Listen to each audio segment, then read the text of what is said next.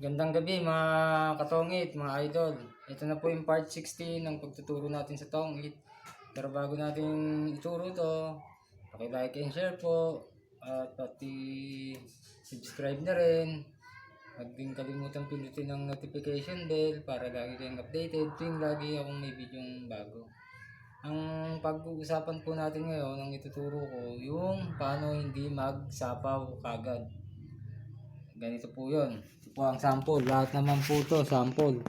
Halimbawa, ito ang lapag niya. O kaya dito. Alin sa dalawa naglapag ng straight. Basta straight ha.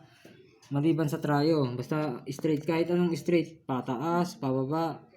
Basta ganyan. Wag na wag tayong magsasapaw sa pataas. Gaya nito, 9. Hindi natin isasapaw to. Alam nyo kung bakit?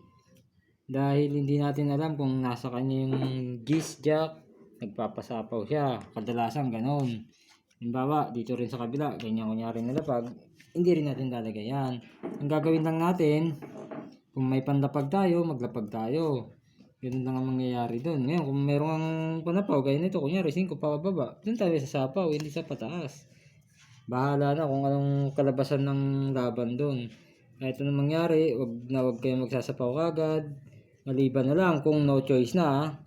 Kaya sana may natutunan kayo. Hanggang dito na lang.